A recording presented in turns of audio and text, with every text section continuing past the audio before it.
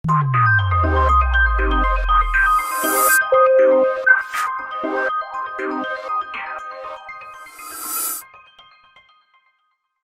Number when divided by 61 gives 27 quotient and 32 remainder is.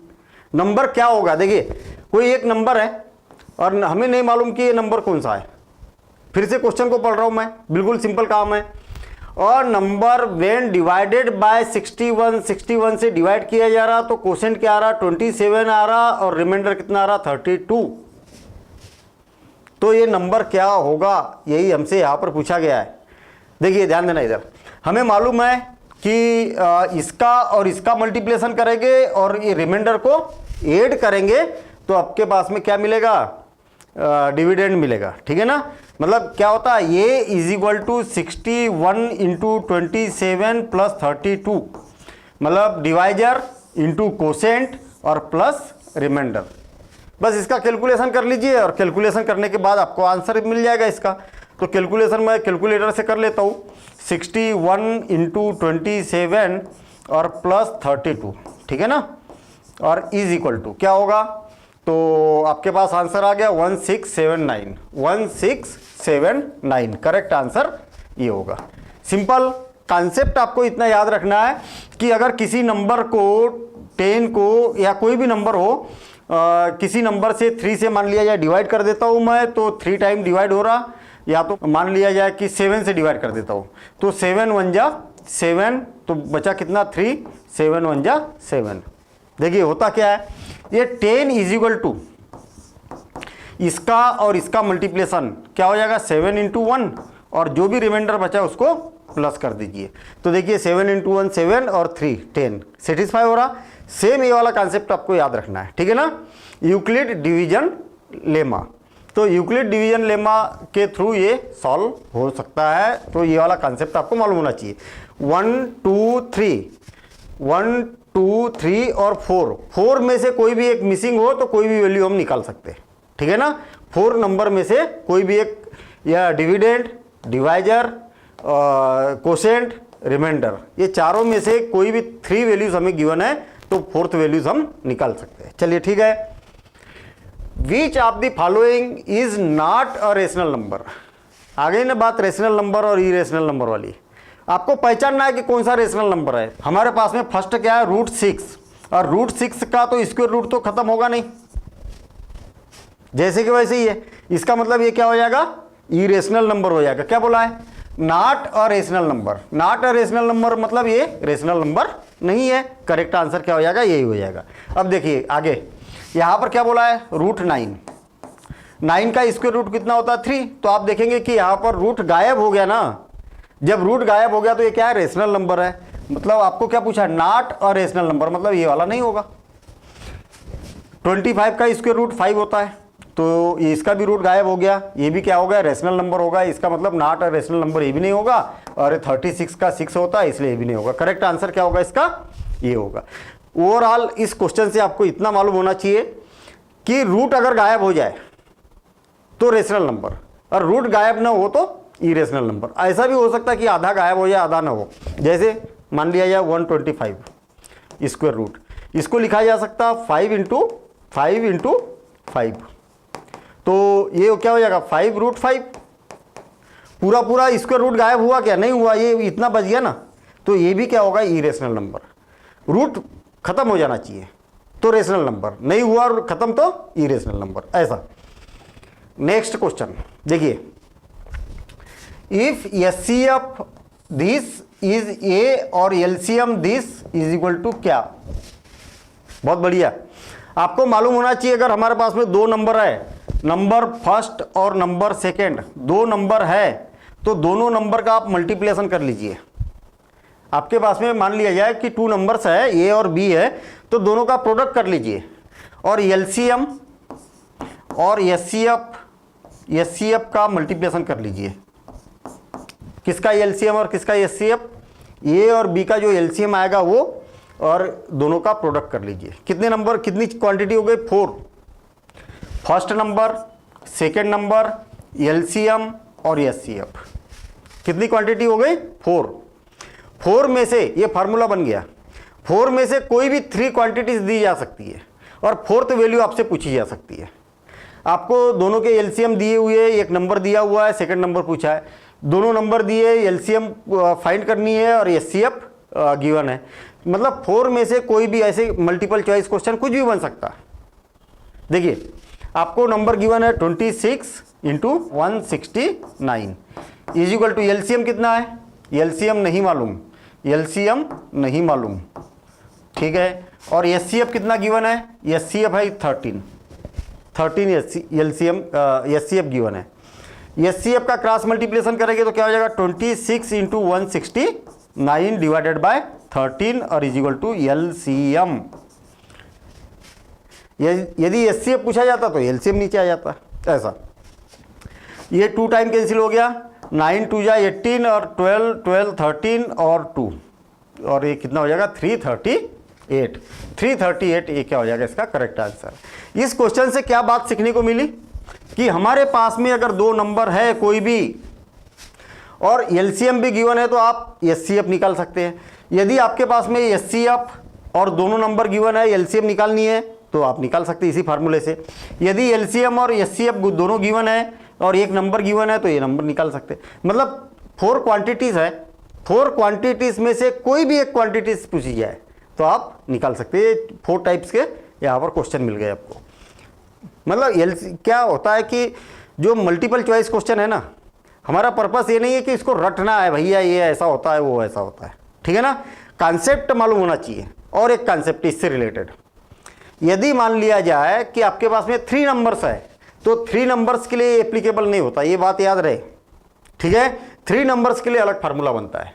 वो formula क्या है उस पर अभी हम आगे डिस्कशन करेंगे। ध्यान देना, इधर केवल 2 नंबर्स है तो 2 नंबर्स के लिए ही ये एप्लीकेबल होगा, ये बात आपको याद रहना चाहिए।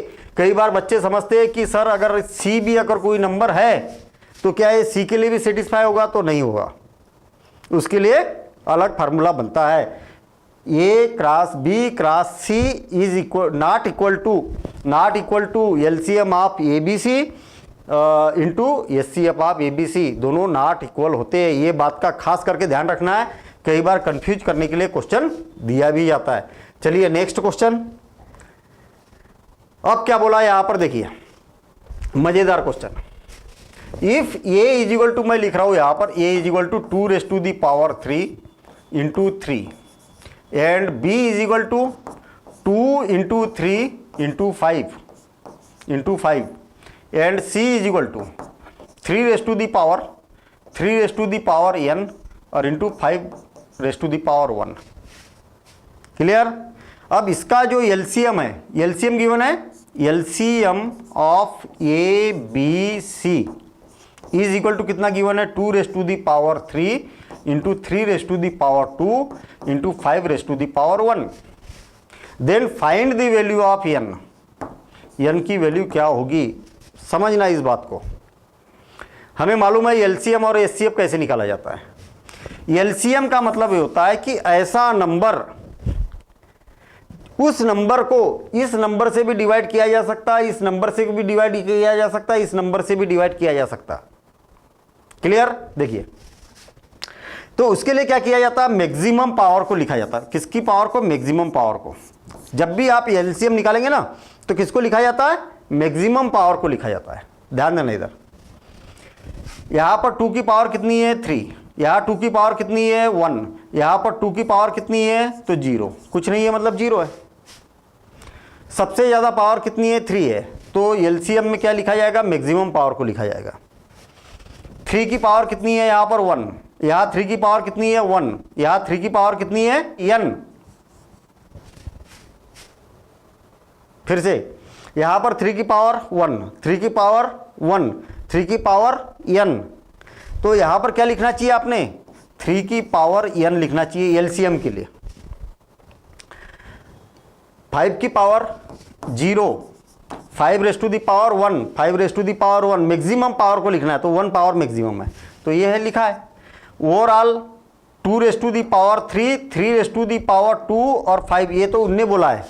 और हमारे अकॉर्डिंग कितना है एलसीएम, एलसीएम कितना है 5 रेज़ टू दी पावर 1 है। दोनों को कंपेयर कर लीजिए तो ये तो सेम है, ये भी सेम है, तो n की जगह कौन आ गया, 2 आ गया। तो n इज इक्वल टू कितना हो गया, 2 हो गया। इस क्वेश्चन से क्या बात सीखने को मिली हमें, इस क्वेश्चन से ये बात सीखने को मिली कि जब भी आपको एलसीएम निकालना है नंबर्स का, तो मैक्सिमम पावर को, जो प्राइम फैक्टर रहेंगे उसके मैक्सिमम पावर को आपको लिखते हुए चलना है। इसमें भी मैक्सिमम पावर को, इसके भी मैक्सिमम पावर को। ठीक है, चलिए ठीक है। मैं मान लेता हूँ इसी क्वेश्चन से अब और एक बात सीखने को मिलेगी हमें। सपोज करें कि ऐसा क्वेश्चन दिया हुआ है 2 या 3 दिया हुआ था ना यहाँ पर, और इंटू 5 ऐसा दिया हुआ है। अब आपको ये HCF अगर निकालना है तो क्या करेंगे, हाईएस्ट कॉमन फैक्टर, ऐसे बड़े से बड़ा फैक्टर जो तीनों में है, 2⁻³ है, 2⁻1 है, 2⁻0 है। मिनिमम पावर को, जब भी HCF निकाला जाता तो मिनिमम पावर को, HCF में क्या करते थे आप, मैक्सिमम पावर को लेके चलते थे। यहां पर क्या लेना है आपको, मिनिमम पावर को लेना है। ये बात याद रहे, ध्यान देना। इधर 2 की पावर कितनी है, 3, 2 की पावर 1, 2 की पावर 0, तो सबसे कम पावर कितनी है, 0 है। इसलिए ये कहने का मतलब अब मैथ से पढ़ रहे हैं ना, तो इसको लिखो ही मत ना, 2 की पावर 0 तो 1 ही होता है ना, क्या जरूरत है लिखने की। कुल मिला के यहाँ पर तो था भी नहीं, हमने तो जबरन लगा दिया, तो ये आएगा ही नहीं। अच्छा, 3 की पावर 1, 3 की पावर 1, 3 की पावर 3, तो कम कौन है, तो 3 की पावर 1। पावर को लिखने की जरूरत नहीं है, ओनली 3। 5⁻0, 5⁻1, 5⁻1, तो मिनिमम पावर कितनी है, 5⁻0, तो इसको भी लिखने की जरूरत नहीं है। ओवरऑल इसका जो HCF होगा वो कितना होगा, 3 होगा। ओवरऑल हम बोल सकते हैं कि इसमें से और इसमें से, तीनों में से कॉमन कौन निकल सकता है, तो 3 निकल सकता है। तो 3 क्या होगा, इसका HCF होगा। तो इस क्वेश्चन के थ्रू हम चाहे HCF पूछा जाए, चाहे LCM पूछा जाए, चाहे किसी भी टाइप का क्वेश्चन आए, अब हम बना सकते हैं। ठीक है ना। तो नेक्स्ट क्वेश्चन में क्या बोला है, बहुत बढ़िया क्वेश्चन देखना। 63 डिवाइडेड बाय 72 इंटू 175। पहली बात तो जो कैंसिल हो सकता है उसको तो कैंसिल कर ही दीजिए आप। 3 से कैंसिल हो रहा, 3 2 जा और 21, और 3 2 जा 6 और 3 4 जा 12। ठीक है, और किसी से कैंसिल हो रहा क्या, 3 से फिर अगेन 7 टाइम कैंसिल हो रहा, और 3 8 टाइम ये कैंसिल हो गया। आगे बात समझ में, जो कैंसिल हो रहा तो उसको कैंसिल कर दो पहले तो। चलिए ठीक है, क्या बचा आपके पास में, 7 डिवाइडेड बाय 8 और 175, इतना बच गया। 8 को अगर मैं डिवाइड करूँगा तो 2 से 4 टाइम और 2 से 2 टाइम, कहने का मतलब 2⁻3, और 175 को डिवाइड करूँगा तो 5 से डिवाइड हो रहा, तो 5 2 जा 5 3 जा और 5 5 जा 25, और 5 से कितने 7 टाइम कैंसिल हो गया। आगे बात समझ में, देखिए इसको लिखा जा सकता है 5⁻2 इंटू 7, तो 7 से 7 अगेन कैंसिल कर दो आप, या तो पहले करना है तो पहले कर दो कैंसिल। ओवरऑल आपके पास में क्या बचा, 1 डिवाइडेड बाय 2⁻³ इंटू 5⁻²। क्या बोला है क्वेश्चन में, टर्मिनेटिंग है ये कि नॉन टर्मिनेटिंग है, कि नॉन टर्मिनेटिंग एंड रिपीटिंग है, कि इरेशनल नंबर है, क्या है। बच्चे बहुत परेशान रहते हैं भैया इसमें। मैं बता दूं आपको कि बहुत कैलकुलेशन करते हैं। वो क्या करते हैं, इसका मल्टीप्लिकेशन कर देंगे, फिर डिवाइड करते रहेंगे, परेशान हो जाएंगे। ठीक है, कुछ भी करने की जरूरत नहीं है आपको, पहले तो उसको सिंप्लीफाई कर दिया हमने, सिंप्लीफाई कर दिया। मेरे ख्याल से तो सभी लोग काम कर सकते हैं इतना सिंप्लीफाई करने वाला। आपको केवल डेनोमिनेटर में ये देखना है कि 2⁻m आया क्या, 2 की पावर कुछ है क्या, इसके अलावा और कुछ नहीं है क्या। अगर ऐसा है तो टर्मिनेटिंग है। केवल 5⁻n, केवल डेनोमिनेटर में 5 की पावर कुछ है क्या, हाँ है, तो भी टर्मिनेटिंग। या तो फिर डेनोमिनेटर में 2⁻m और 5⁻n, m और n की वैल्यू कुछ इंटीजर हो सकती है, कोई भी इंटीजर हो सकती है। ठीक है ना। या तो डेनोमिनेटर में ऐसा हो, या तो डेनोमिनेटर में ऐसा हो, या तो डेनोमिनेटर में ऐसा हो। तो फिर कैसा ना हो, तो देखिए डेनोमिनेटर में 2⁻³ इंटू 7, ऐसा नहीं होना चाहिए। डेनोमिनेटर में 2⁻5 into 3।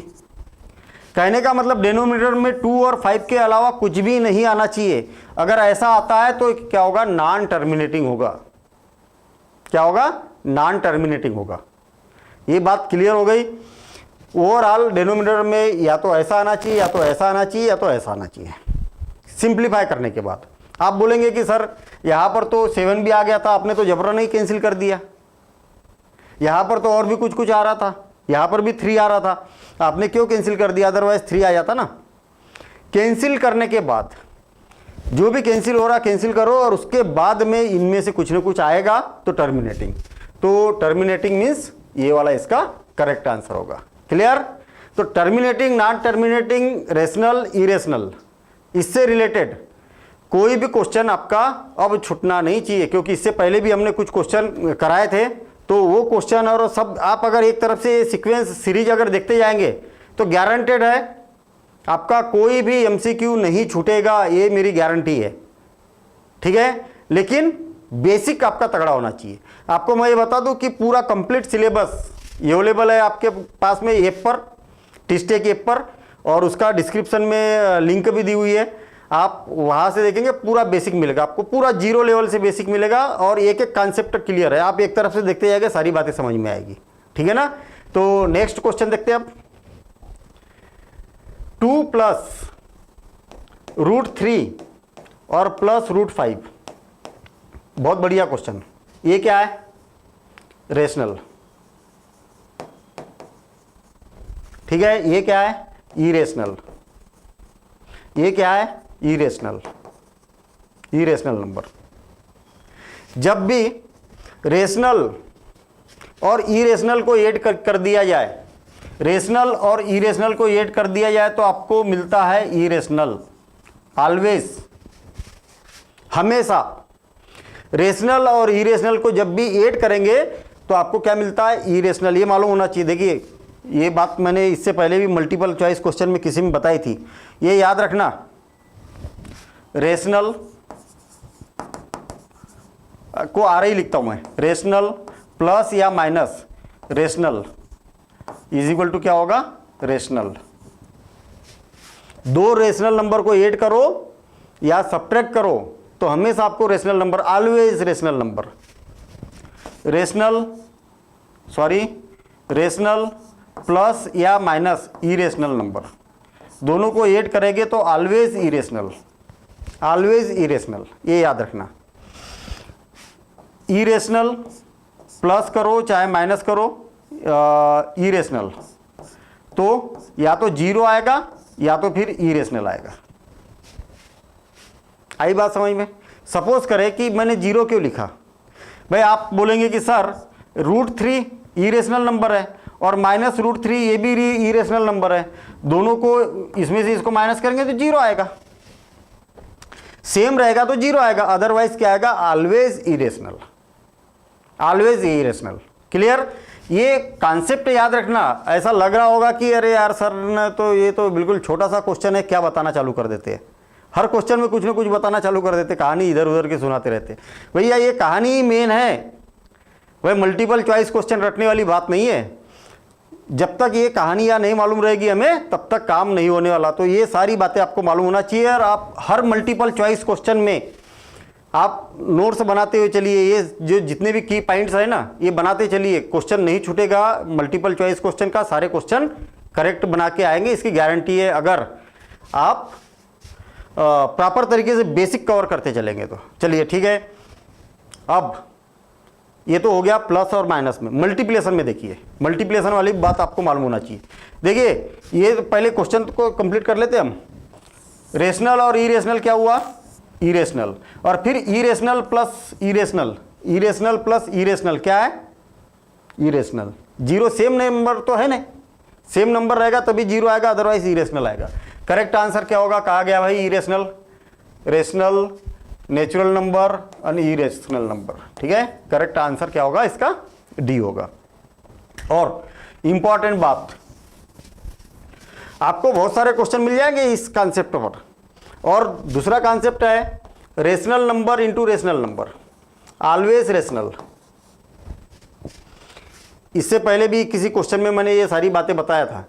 Irrational into irrational is equal to rational भी हो सकता है या तो फिर इरेशनल नंबर भी हो सकता है। Irrational into rational always irrational, always irrational. तो ये 3 बातें और ये 3 बातें आपको मालूम होना चाहिए, ठीक है। अच्छा, डिवीजन में भी देखते ना अपन, डिवीजन में rational divided by rational is equal to rational, rational divided by irrational is equal to irrational, irrational divided by rational is equal to irrational, irrational divided by irrational is equal to rational और irrational. रटना थोड़ी है, समझना है। देखिए ना कैसे आप कोई भी 3 रेशनल नंबर, 5 रेशनल नंबर, तो आपको रेशनल ही तो मिलेगा, ठीक है। अच्छा, किसी भी रेशनल नंबर को √5 से डिवाइड कर दो तो क्या मिलेगा, इरेशनल ही तो मिलेगा। रेशनलाइज कर देंगे तो क्या हो जाएगा, 3√5 इंटू √5 डिवाइडेड बाय √5 क्या हो जाएगा, 3√5 और डिवाइडेड बाय 5। इरेशनल नंबर ही तो है। सेम ऐसे ये भी, और इरेशनल डिवाइडेड बाय इरेशनल कभी रेशनल हो जाता कभी इरेशनल हो जाता, ये क्या बात हो गई। देखिए √5 डिवाइडेड बाय √15 या √15 नहीं 20, ठीक। अभी देखिए ये क्या है, इरेशनल नंबर है और ये भी क्या है, इरेशनल नंबर है, क्योंकि रूट के बाहर ये भी नहीं निकल पा रहा पूरी तरीके से, ये भी नहीं निकल पा रहा। इसको लिखा जा सकता है √5 डिवाइडेड बाय 2√5, क्योंकि 2 इंटू 2 इंटू 5, ठीक है। √5 से √5 कैंसिल तो 1/2, और 1/2 क्या है, रेशनल नंबर है। रूट गायब हो गया ना, तो ये क्या है, रेशनल नंबर है। देखिए रेशनल हो सकता है √5 डिवाइडेड बाय √8, तो क्या हो जाएगा, √5 डिवाइडेड बाय 2√2, इरेशनल। यहाँ पर क्या हो गया, irrational divided by irrational is equal to irrational number. Irrationalize करेंगे तो भी इरेशनल ही नंबर मिलेगा हमें, ठीक है ना। तो ये बातें अगर मालूम है तो इस बेस पर आप कई सारे क्वेश्चन, इससे रिलेटेड कोई भी क्वेश्चन आ जाए आप बना सकते हैं। भाई प्लस माइनस हो गया, डिवीजन हो गया, मल्टीप्लिकेशन हो गया, ठीक है। तो कोई भी कॉम्बिनेशन में क्वेश्चन आए तो आप अब बना सकते हैं। ये बड़ी महत्वपूर्ण इंपॉर्टेंट बातें है ये वाली। चलिए ठीक है, नेक्स्ट क्वेश्चन देखते हैं अब। The decimal expansion of rational number this will terminate after, कितने डेसिमल प्लेस के बाद टर्मिनेट होगा, डेसिमल के बाद में कितने डिजिट के बाद में टर्मिनेट हो जाएगा, खत्म हो जाएगा, खत्म, इसके बाद कोई डिजिट नहीं आएगा। तो ये वाले डिजिट पूछा है आपसे, है ना। देखना ऐसे क्वेश्चन में कैलकुलेशन करने की बिल्कुल जरूरत नहीं है आपको। कैसे, 33 डिवाइडेड बाय 2⁻² इंटू 5⁻1। न्यूमरेटर में क्या है भूल जाओ आप, कोई लेना देना नहीं है मैं न्यूमरेटर में क्या है। टर्मिनेटिंग वाली और बात और नॉन टर्मिनेटिंग वाली बात, रेशनल नंबर और इरेशनल वाली बात, जब भी ऐसे फ्रैक्शन में क्वेश्चन आता है ना तो न्यूमरेटर पर ध्यान ही मत दो, ठीक है। हाँ, एग्जैक्ट अगर आपसे पूछा जाता कि क्या कौन सा नंबर मिलेगा, तब आपको कैलकुलेशन करना है। देखिए आपको तो केवल इतना बोला है ना कितने डिजिट के बाद टर्मिनेट हो जाएगा। नीचे क्या होना चाहिए, टर्मिनेट कब होता है, जब डेनोमिनेटर में केवल 2 हो या तो फिर 5 हो या तो फिर दोनों 2 और 5, इसके अलावा कोई डिजिट नहीं आना चाहिए, तो नहीं है, इसका मतलब टर्मिनेट होने वाला है। अब क्या करना है हमें कि दोनों की पावर को सेम बनाना है। तो मैक्सिमम पावर कितनी है, 2 की पावर 2 है और यहाँ 5 की पावर 1 है, तो कम वाली पावर को ज़्यादा बनाना है। देखिए 33 डिवाइडेड बाय 2⁻², 5⁻² कितना है, 1 है। तो 2 की जितनी पावर है उतनी 5 की भी पावर होना चाहिए, दोनों की पावर सेम बनाना है हमें। तो इसका मतलब क्या करना होगा, आपको 5 का ऊपर नीचे मल्टीप्लिकेशन करना होगा, 5 का ऊपर नीचे मल्टीप्लिकेशन करना होगा। इतनी माथा बच्ची करने की जरूरत हो तो फटाफट हो जाता, लेकिन अपने मेथड तो मालूम होना चाहिए ना। देखिए 33 इंटू 5, कई बार क्या है यहाँ पर काफ़ी बड़े बड़े नंबर दे देते हैं बच्चे, ये कैलकुलेशन कर रहे हैं, बहुत ज़्यादा कैलकुलेशन करने लगते हैं।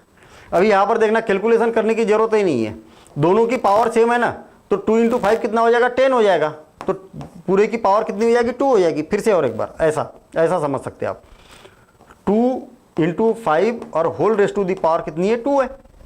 दोनों की तो पावर सेम है ना, सेम करने के लिए तो हमने इक्वल पावर बनाई है यहाँ पर, तो क्या हो जाएगा 33 इंटू 5 और डिवाइडेड बाय 10 की पावर 2, मतलब कितना हो गया, 100 हो गया। कितना हो गया, 100 हो गया। बस यहां पर जितने जीरो है ना उतने डेसिमल प्लेस रह के, बस इतने प्लेस के बाद में क्या हो जाएगा, टर्मिनेट हो जाएगा। देखिए कैसे, थोड़ा सा जरूरत नहीं है, लेकिन आप डायरेक्ट यहां पर बोल सकते हैं कि 2 डेसिमल प्लेस के बाद ये टर्मिनेट हो जाएगा, केवल इतना देख के। देखिए कैसे, मैं इसका मल्टीप्लिकेशन कर देता हूं तो कितना हो जाएगा, 15 और 16, 165 डिवाइडेड बाय 100। आपको मालूम है कि 2 जीरो है, इसलिए 2 डिजिट के बाद में डेसिमल लगेगा, तो 6 5 हो गया कि नहीं। तो डेसिमल के बाद कितने प्लेस है, 2 ही प्लेस है। या तो बोल सकते हैं कि कितने प्लेस के बाद में डेसिमल है, तो 2 डेसिमल प्लेस के बाद 2 प्लेस के बाद डेसिमल यहाँ पर लगा हुआ है। तो करेक्ट आंसर क्या हो जाएगा, 2 डेसिमल प्लेसेस। क्लियर। तो इससे रिलेटेड कोई भी क्वेश्चन आता है इस प्रकार से फ्रैक्शन वाला, तो आप ऐसा बना सकते हैं। ये ऊपर का कैलकुलेशन करने की जरूरत नहीं, मैंने तो यहां पर समझने के लिए कैलकुलेशन कर दिया। Next question,